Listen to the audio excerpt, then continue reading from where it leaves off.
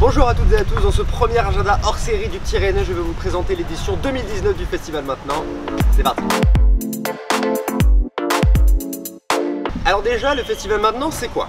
Il s'agit d'un festival créé en 2001 par l'association Electronica, et je n'ai jamais su comment prononcer ce nom de toute façon. Et ce festival se résume en 3 mots, art, musique et technologie. C'est pas moi qui le dis, c'est sur l'affiche. Et le moins qu'on puisse dire, c'est que cette édition 2019 résume parfaitement ces 3 mots. Pour certains, le festival maintenant, c'est une succession de concerts, mais pas du tout! Clairement, si vous faites partie de cette catégorie, vous passez probablement à côté de l'esprit du festival. Oui, parce que parmi les quelques 80 intervenants, la plupart sont des artistes, mais pas que. Conférences. Le festival dédie cette année une journée entière aux conférences. Elles auront lieu le 10 octobre à la Maison des Associations. Pour ceux qui ne voient pas, la Maison des Associations, en fait, c'est vous êtes face au 4 bis, vous longez sur la droite, vous prenez la première à gauche, il y a un petit chemin qui fait comme ça, et puis vous montez en haut du chemin et vous y êtes. Voilà. L'idée de cette conférence sera de faire un état des lieux, des connaissances sur les sujets de la réalité augmentée, de la réalité virtuelle, tout ça. Donc déjà, trop intéressant, mais surtout, c'est dans le thème du festival, sur le sujet des technologies. Et c'est de 10h à 12h30.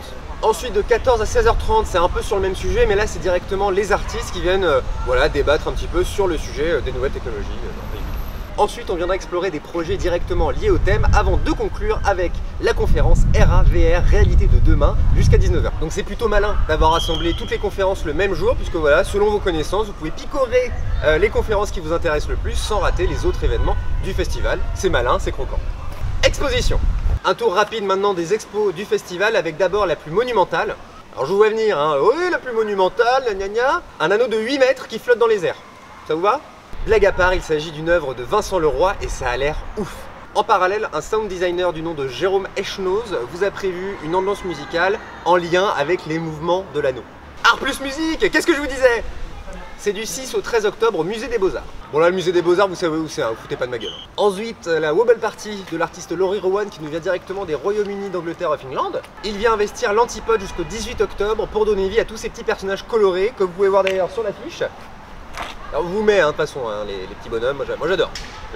On finit les expositions avec l'artiste Ellie Oldman qui nous vient directement de Rennes. T'as compris la blague? Non? Parce que là, je dis plein de trucs et là, je dis que Rennes, tu vois, c'est drôle, c'est gaulerie. Les gens vont liker comme des oufs. Je vois les « Ah, c'est génial, c'est génial !» Vous connaissez peut-être déjà son œuvre, Le Dessin sans fin. Voilà, on vous met les liens de son Instagram là. C'est tout simplement un dessin qu'elle continue depuis maintenant longtemps, hein, et elle vient lui donner vie en direct live jusqu'au 31 octobre à la Maison des Associations. Expérience. Je vais devoir faire court sur le sujet, mais je me suis refusé à l'enlever de cet agenda parce que ça a l'air dingue.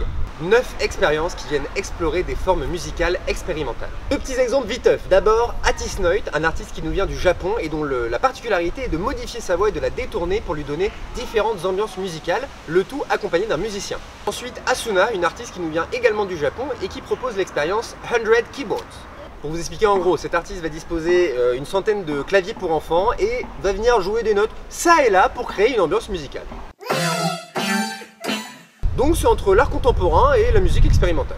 J'aimerais vous parler des brunchs, des expositions, mais les amis, cet agenda a déjà bien trop duré et pourtant, je ne vous ai pas parlé du cœur du festival, on va pas se mentir. Il s'agit évidemment de concerts.